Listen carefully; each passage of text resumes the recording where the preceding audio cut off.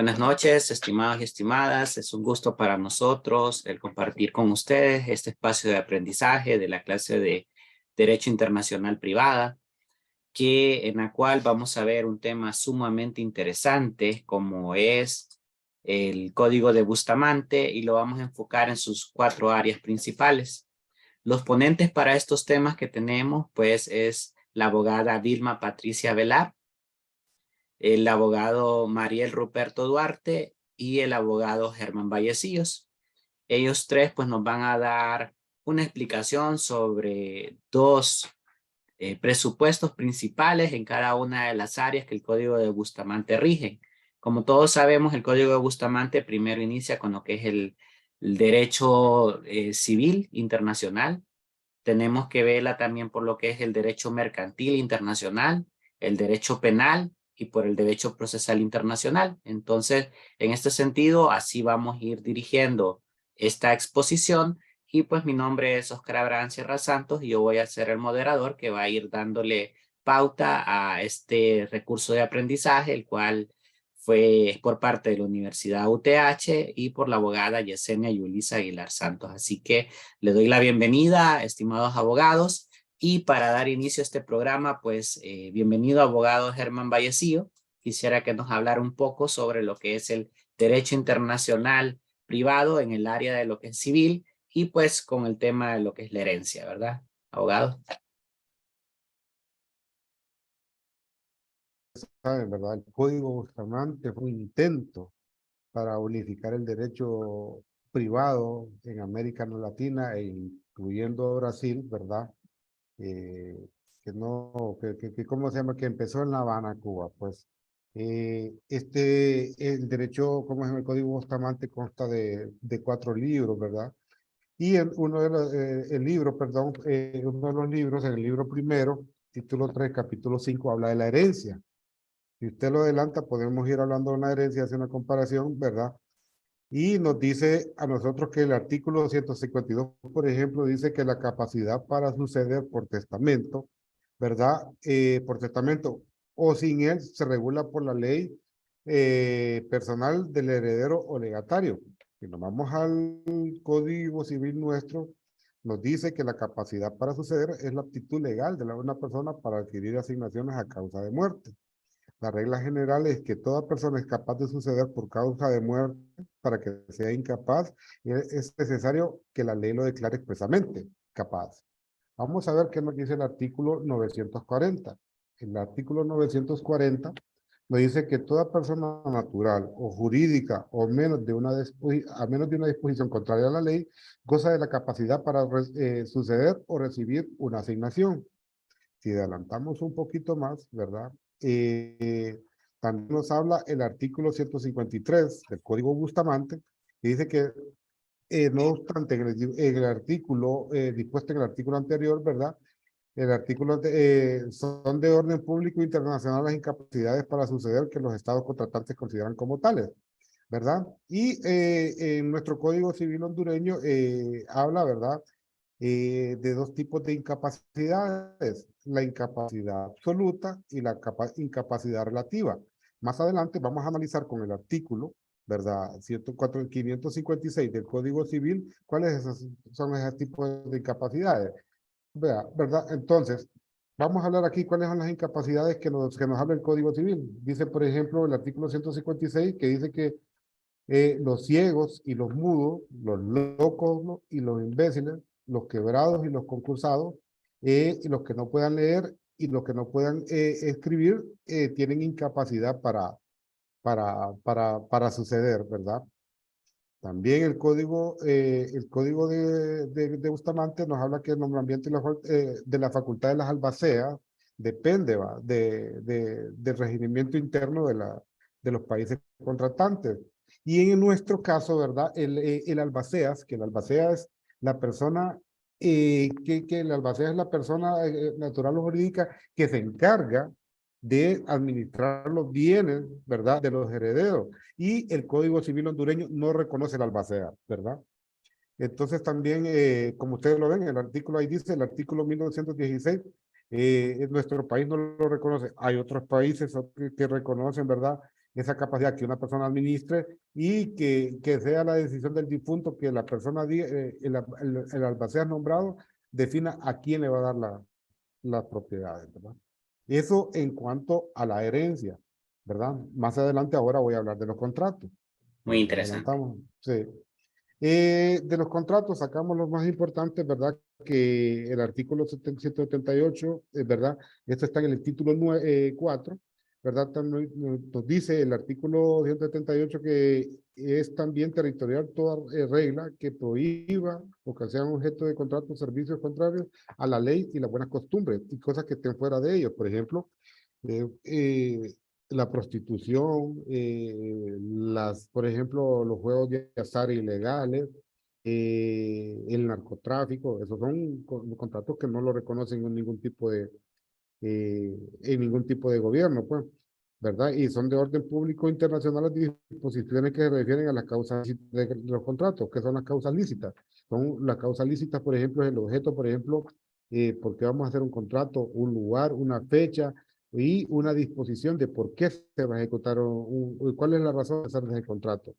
Y verdad, y el artículo 180 nos habla que se aplicarán simultáneamente la ley del lugar del contrato y de su ejecución, las necesidades que otorga la escritura o documento público para la eficacia de los determinados convenios y la de hacerlas constar por escrito, ¿verdad? Entonces que cualquier contrato que se rija, según el Código Bustamante, se va a regir por la ley interna que defina cada país, ¿verdad? Y esta es la parte que nosotros tenemos como el título, ¿cómo se llama? El libro primero, ¿verdad? Referente a las herencias y los contratos, ¿verdad? Germán, una consulta, digamos, causas ilícitas en los contratos que se podrían dar. ¿Algún ejemplo o situación? Sí, una causa ilícita puede ser algo que no, bueno, cualquier cosa no contemplada en la ley, como le decía, ¿verdad? Es prohibido, Por ¿verdad? ejemplo, todo lo que la ley lo prohíbe, por ejemplo, un juego de azar ilícito, el narcotráfico, ¿cómo se llama? ¿Qué podría ser la prostitución, por ejemplo? No, es Trata de un contrato personas. ilícito, Con el trata de caso, personas, que la ley podríamos, lo prohíbe, ¿verdad? podríamos decir entonces también que acá, vaya, en el caso de nosotros, que ya nuestro nuevo Código Penal ya nos habla de los delitos laborales, entonces, de igual manera, ¿verdad? Antes no estaban penados, pero ahora ya si usted pone en peligro la vida de los trabajadores o los expone o los explota, ¿verdad? O la discriminación, entonces podría ser una causa ilícita también en el tema de los contratos, ¿verdad? O sea, hablando internacionalmente. Ah, sí, sí, porque Honduras es suscriptor de convenios internacionales y ya el Código Penal hondureño, como usted dice, en el artículo 591 hasta el 596 ya contempla ese tipo de delitos, ¿verdad? Excelente, muy bien. Vamos a continuar.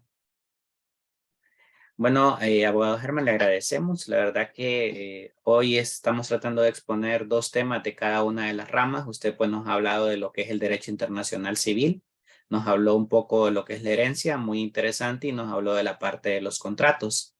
Así que le agradecemos por su aporte y pues vamos a continuar ahora con la abogada Vilma Velar, quien nos va a hablar de la otra rama sumamente importante que va muy apegada a la civil, a veces hasta tiende a confundirse, como es el derecho mercantil internacional.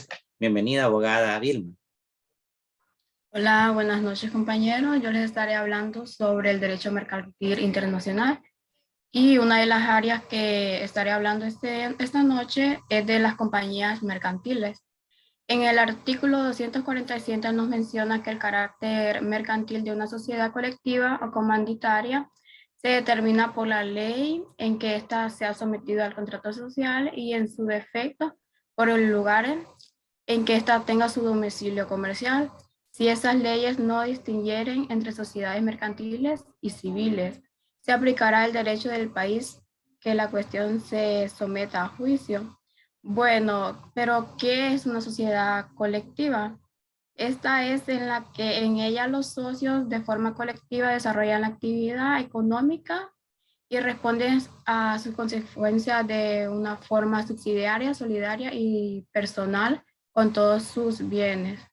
Y en la sociedad comunitaria es una sociedad que desarrolla una actividad económica donde los socios comunitarios responden de manera limitada y los colectivos lo hacen de forma ilimitada. Muy interesante, abogada Eh, Vilma. Viéndolo desde esa parte, eh, entonces, al hablar de sociedades, estaríamos viendo que puede ser determinado por donde se fijo ese contrato social o en su defecto, dice, ¿verdad? Donde tiene domicilio comercial, como estas empresas, como estamos hablando de empresas internacionales, ¿verdad? Donde probablemente los socios sean de diferentes países, entonces me imagino yo que para darle esa personalidad jurídica, entonces va a ir determinado en base a este artículo 247, ¿verdad? Así lo entendemos. Así es, compañero. Bueno, ok. Bueno, en el artículo 248 nos menciona que el carácter mercantil de una sociedad anónima depende de la ley del contrato social y en su defecto la del lugar en que celebre la Junta General de los accionistas y por su falta en que resida normalmente su consejo o directiva. Se viene pareciendo a la que habíamos mencionado anteriormente. Y en el artículo 249 nos menciona que lo relativo a la constitución y manera de funcionar de las sociedades mercantiles y de la responsabilidad de sus órganos está sujeto al control, al contrato social y en su caso a la ley que lo rija. Bueno, podemos decir que la importancia del derecho mercantil internacional en la sociedad se debe realmente a su origen mismo, ya que este pretende supervisar, revisar y regular cada área de las transacciones comerciales y también garantiza un entorno justo y limpio para el ejercicio económico y también pretendiendo así siendo un pilar fundamental en la economía de un país o incluso del mundo, ¿verdad? Ya que esto es comercio internacional. Y también podemos decir que la sociedad mercantil es como, bueno, es un contrato mediante la cual uno o más individuos ponen su dinero, bienes o industria con el fin de desarrollar una actividad económica y asimismo obtener lucro. Sí. Pasando a otro tema, abogada, ya nos definió prácticamente, hablando de lo que es las sociedades mercantiles, nos habló de la sociedad colectiva, nos habló de las sociedades anónimas, de los contratos colectivos. Ahora, pues, entiendo que el otro tópico que nos quiere hablar, muy importante dentro del derecho mercantil, es el tema del comercio marítimo y aéreo. ¿Si nos explica un poco, abogada? Es compañero. Bueno, en el artículo 274 nos habla que la nacionalidad de las naves se prueba por la patente de navegación y la certificación del registro y tiene el pabellón como signo distintivo aparente. En el artículo 275 nos dice que la ley del pabellón se rige por las formas de publicidad requeridas para la tramitación de la propiedad de una nave. Y también, por último, el artículo 276 nos dice que la ley de la situación debe someterse a la facultad de embargar y vender judicialmente una nave, este o no, cargada y despachada. Bueno, también otro punto que podemos resaltar en esto es que se puede decir que la expansión constante que este sigue experimentado en el comercio marítimo se puede traducir en diferentes beneficios para todos los consumidores de todo el mundo a través de los fletes que tienen un costo moderado. Muy importante, abogada. La verdad que este tema de lo que es el comercio marítimo, yo pienso que tiene una acepción muy importante, porque si nos vamos a los tratados de libre comercio, normalmente esa bandera que tiene ese barco es parte del territorio. Es decir, que si un barco trae la bandera de Honduras y está en alta mar, pues es como decir que es una pequeña parte del territorio hondureño. Y es más, ahí Así vamos es. viendo que todos los productos que se produzcan dentro de ese barco se consideran como originarios. Entonces, definitivamente este tema de la nacionalidad de las naves es sumamente importante y de acá también se desprende lo que usted mencionaba, el tema de los contratos de fletes internacionales y que todos se van rigiendo de acuerdo, muy similar a lo de las empresas, donde se haga el contrato, ¿verdad? Y que va a regir de acuerdo a cada ley de cada país. Muchas gracias, abogada Vilma, por los Eh, dos conceptos.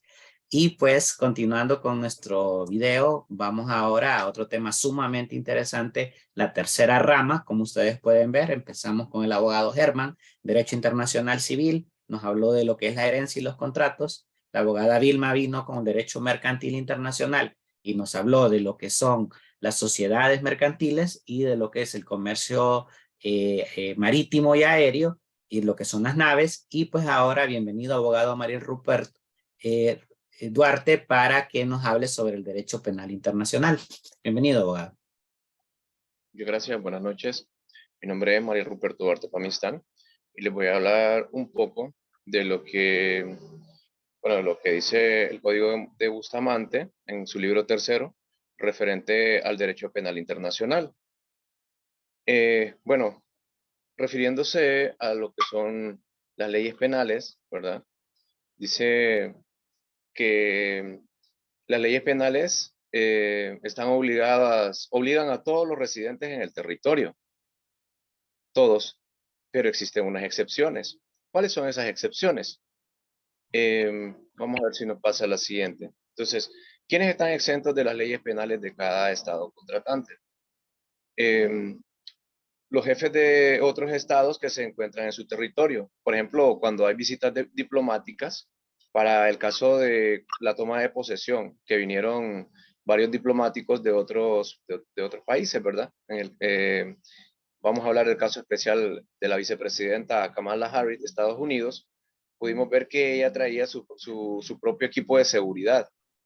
Entonces, ese tipo de personas, cuando están, en ese caso, ella sí es la vicepresidenta de Estados Unidos, ¿verdad? Entonces, ellos están exentos de las leyes penales nacionales, ¿verdad? En las leyes de Honduras. Lo otro son los representantes diplomáticos de los estados contratantes en cada uno de los demás, así como sus empleados extranjeros y las personas de las familias de los primeros que vivan en su compañía. O sea, por ejemplo, los cónsules, lo que son los embajadores y empleados de la embajada, de las diferentes embajadas que hay en Honduras, ellos están exentos de las leyes penales nacionales. A ellos se les aplicaría la ley penal de la nación, del estado al que ellos representan. Luego, ¿bajo qué circunstancias un delito no será sometido a las leyes nacionales? Aquí hay varias circunstancias en las que los delitos ya no son las personas, sino los delitos que son sometidos a, a lo que es la legislación nacional. Entonces, dice que si el delito es cometido en el perímetro de operaciones militares, cuando autorice el paso por su territorio de un ejército de otro estado contratante, salvo que no tenga relación legal con dicho ejército. Por ejemplo, vamos a citar un ejemplo. Se comete un delito en Palmerola, en el espacio en donde está la base militar de Estados Unidos, donde están en el campamento de los Estados Unidos, ¿verdad? En ese perímetro. Entonces, ese delito no será sometido a las leyes nacionales, o sea, sino que tendrán que ser sometidos a ese pequeño espacio que representa el territorio de Estados Unidos, por decirlo así. Lo otro, cuando los delitos se cometieron en aguas territoriales o en aires nacionales a bordo de naves o aeronaves extranjeras de guerra. Se dio un caso en la Mosquitia, por ejemplo, en el que un helicóptero de la DEA estaba dando persecución a una narcolancha. Entonces, ellos empezaron a disparar y en eso confundieron la narcolancha con otra lancha de pasajeros que viajaba a altas horas de la noche en el río Patuca. Y ellos, pues, ametrallaron a esa lancha y mataron a varias personas. Eso es un delito cometido que se cometió desde una aeronave, por ejemplo. Si bien habían víctimas que eran hondureñas, pero a ellos se les tenía que aplicar las leyes del estado que ellos representaban mientras estaban en esa aeronave. Entonces, a quien le corresponde juzgar eso es a la DEA. La responsabilidad de eso es la DEA y la DEA está representando por Estados Unidos. Entonces, ellos son los que, digamos, la legislación de Estados Unidos es la que tendría que hacer cuentas al respecto. Otra de las circunstancias en la que un delito no será sometido a las leyes nacionales es si los delitos se cometen en aguas territoriales o aire nacional, sí, en naves o aeronaves mercantes extranjeras, si no tiene relación ninguna con el país y sus habitantes, ni perturban su tranquilidad. Por ejemplo, como decía hace poquito el compañero Oscar, un barco, la bandera representa el territorio. Entonces, si digamos en un buque que viene en un buque o ya sea en un crucero que viene a Roatán, asesinan a una persona que es de origen norteamericano y el asesino es norteamericano, entonces, aunque está en aguas hondureñas, el delito no puede ser visto, por decirlo así, por los tribunales nacionales, sino que ya tendría que ser por el Estado al que representa ese buque o ese crucero. Entonces, y como dice, siempre que entre los involucrados no haya un hondureño, por ejemplo, o entre las víctimas no haya un hondureño. Entonces, por eso en esta parte dice, si no tiene relación alguna con el país y sus habitantes, ni perturba su tranquilidad. O sea, fue algo que se dio en ese buque que representa a ese estado. Seguimos.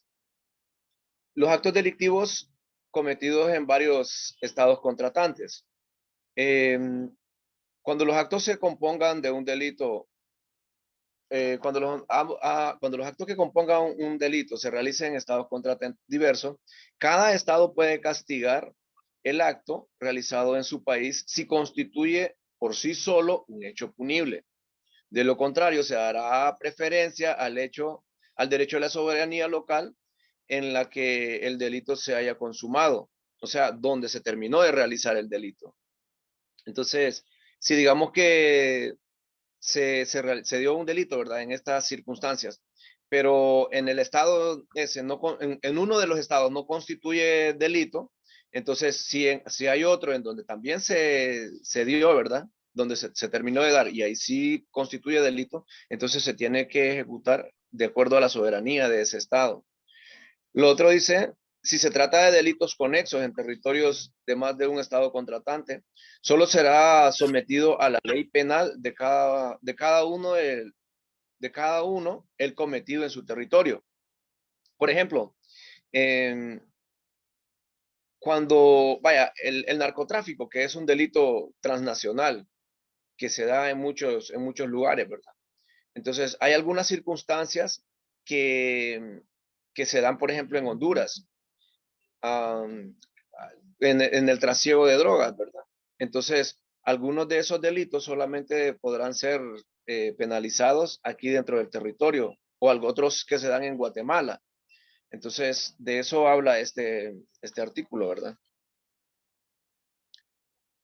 Y lo último que dice, que ningún estado contratante aplicará en su territorio las leyes penales de los demás.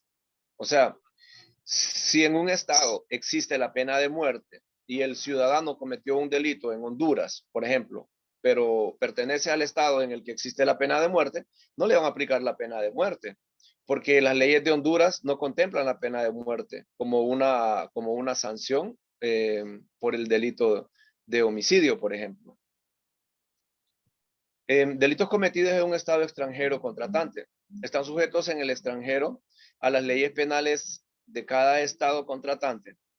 Los que cometieron un delito contra la seguridad interna o externa del mismo o contra su crédito público, sea cual fuere la nacionalidad o el domicilio del delincuente.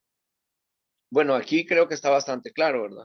Que si alguien comete un delito que atenta contra la seguridad interna o externa del Estado, entonces esa persona tiene que pagar por ese delito que cometió en ese estado, independientemente de en dónde se encuentre o qué nacionalidad tenga.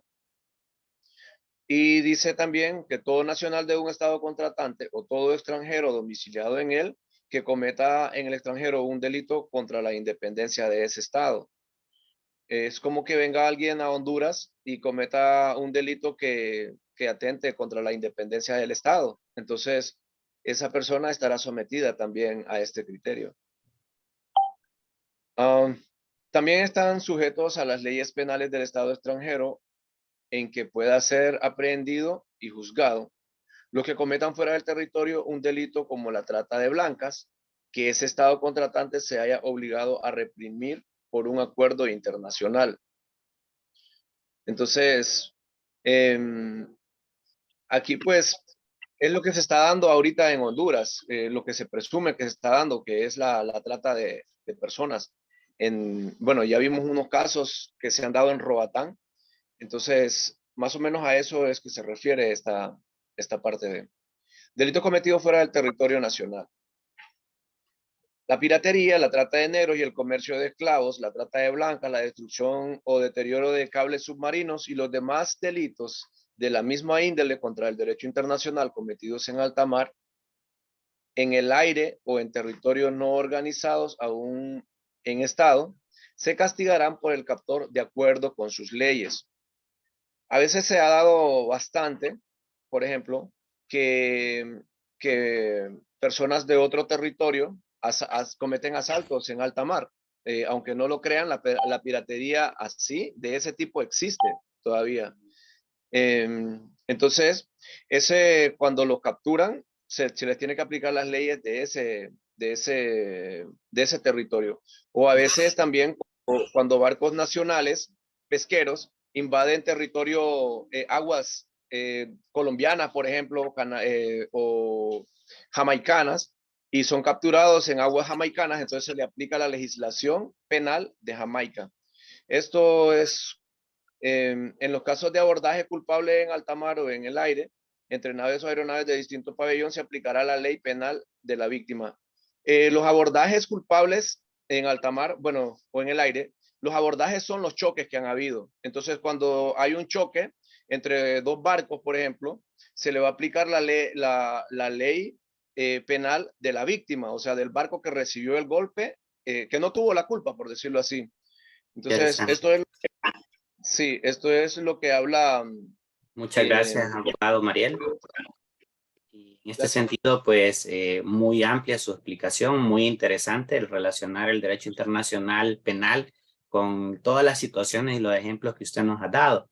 Ya para culminar con nuestro video, prácticamente ustedes ven, hablamos la civil, mercantil, penal, y pues yo quiero dar mis conclusiones en base a lo que es el derecho procesal internacional. Ya estamos hablando del proceso y en este sentido es muy importante tener en cuenta lo que es la parte de la competencia de los tribunales. Siempre vamos a querer saber a qué tribunal vamos a acudir cuando se dé alguna de estas circunstancias. Entonces, ahí vamos viendo que hay varios términos. Está la competencia, ración de materia, que significa que es de acuerdo a la persona, entonces a donde se dio la situación, así va a ser la competencia judicial o por razón de la persona. Entonces, lo que veníamos hablando, ustedes sí en el área penal, entonces dependiendo del estado contratante, de dónde se dio la situación o el lugar, así se va a determinar dónde va a ser la competencia.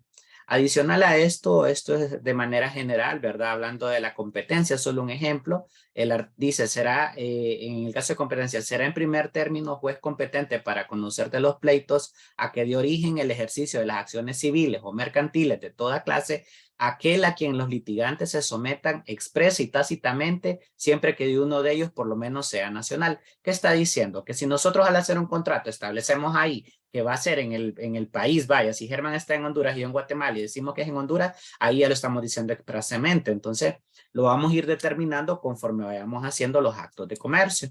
Adicional a esto, pues podemos ver otros ejemplos que nos va hablando siempre de la competencia, como es el artículo 324 que nos dice, para el ejercicio de acciones reales sobre bienes muebles, será competente el juez de la situación y si no fuera conocido del demandante, el del domicilio o en su defecto el de la residencia. Vimos en la clase de Derecho Internacional Privado hasta que hay un acuerdo que habla de esto de lo del domicilio, ¿verdad? Que primero nos vamos a donde están los bienes, después nos vamos que si no le encontramos al domicilio y por último a la residencia. Entonces todo esto está normado tanto en nuestro Código Civil, en nuestro Código de Comercio, pero de igual manera lo contempla lo que es el derecho internacional. Estoy hablando un poco de la competencia. Y si quiero cerrar con el tema de la extradición, que es un tema que también lo contempla el Código de Bustamante, pues tenemos el ejemplo de Juan Orlando, en cual ¿cuál es el procedimiento? Se asigna un juez designado, después en este caso se ve que no tenga una causa o o una causa pendiente acá, y de ahí el juez tiene que decidir si acepta o no rechaza lo que es la extradición. Entonces el artículo 344 dice, para hacer efectiva la competencia judicial internacional en materia penal, cada uno de los estados contratantes accederá a la solicitud de cualquiera de los otros para la entrega de los individuos o procesados. Y en ese sentido, pues vemos que eso fue lo que se hizo la solicitud, se revisó, ¿verdad? En este caso la extradición, conscientes que no tenemos una ley. Entonces, en base a un acuerdo se aceptó. Después, sabemos que tenemos diferentes instrumentos, ¿verdad? Hay una convención, una reforma, pero al final, pues, se autorizó, se hace el trámite con lo que es la Cancillería y se aceptó dicha extradición. Y después nos va hablando de diferentes situaciones, como si varios estados contratantes solicitan extradición, entonces debe entregarse aquel donde se hayan cometido más delitos. Prácticamente esto era un resumen de lo que es la extradición, pero quiero cerrar con esto, ¿verdad? El Código Bustamante contempla de manera internacional estas 4 áreas: penal, civil, mercantil y procesal, y pues nos ayudan, pero siempre enmarcados en nuestra legislación interna. Con esto le damos gracias a este corto video, espero que lo hayan disfrutado y pues gracias por su atención. Hasta aquí quedamos.